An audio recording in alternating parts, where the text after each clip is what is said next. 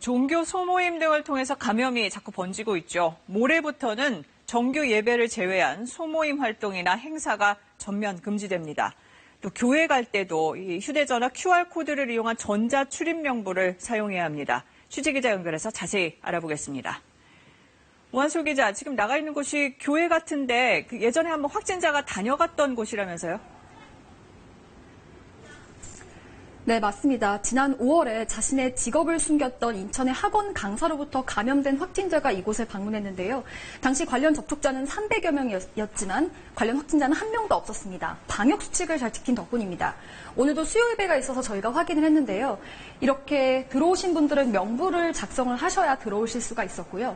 그리고 이쪽으로 이동을 해보면 들어가시기 위해서는 이 일회용 마스크를 배포를 했습니다. 착용을 하셔야 되는 거고요.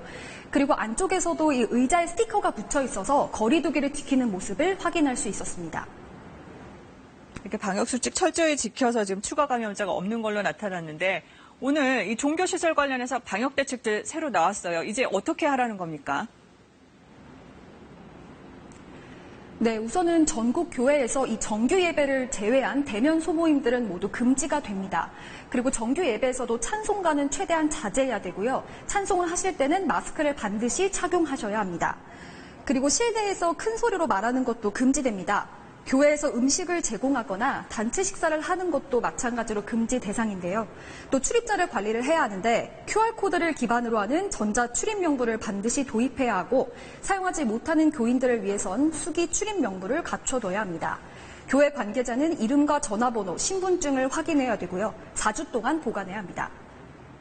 네, 그러면 이번 주말부터인가요? 또 안 지켜지면 어떻게 됩니까? 네, 내일 모레 저녁 6시부터 시행이 되는데요. 지키지 않으면 최대 벌금 300만 원까지 부과할 수 있고 또 때에 따라서는 집합 금지 조치도 내려질 수 있습니다. 하지만 모든 종교 행사를 온라인으로 한다거나 위험성이 낮다고 인정이 되면 의무 조치가 해제됩니다. 다른 종교시설에서도 위험도가 커진다고 판단이 되면 똑같은 지침을 확대 적용한다는 건데 정은경 본부장의 이야기를 들어보시겠습니다.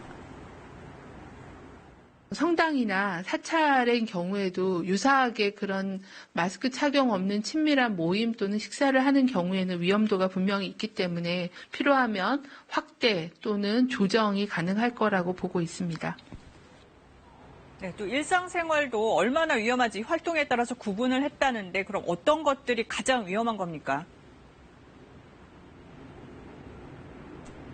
네, 우선 이곳 교회에서 하는 종교활동의 경우에는 중간 위험도에 해당하는 활동이 됩니다. 마스크를 얼마나 잘 쓸 수 있는지, 또 침방울이 얼마나 잘 튀는지 이런 것들이 주요 구분 기준이 되고요. 이에 따르면 모임이나 행사는 종교활동처럼 중간 위험도가 되고 외식, 운동, 노래 부르기, 물놀이는 가장 높은 위험도에 해당이 됩니다. 수칙을 안 지키면 위험도 수준은 높아질 수 있다는 게 방역당국의 설명인데요. 다만 이 같은 구분은 어떤 강제성을 부과하려고 한다기보다는 이 개인 방역 지침을 지키는 데 참고하라는 취지라는 게 방역당국의 설명입니다. 그래서 앞서 봤지만 방문 판매 업체 관련해서 감염이 자꾸 번지는데 수칙 어기는 사례가 나오나 봐요. 네, 맞습니다. 오늘도 서울 관악구의 방문 판매 업체죠. 리치웨이가 또 적발이 됐습니다. 관련 확진자 200여 명이 나온 곳입니다. 집합 금지 명령에도 불구하고 그제 불법 모임을 열어서 영업을 재개한 것으로 확인이 되면서 서울시는 2차 고발 조치에 들어갔습니다. 지금까지 인천교회에서 KBS 뉴스 오한솔입니다.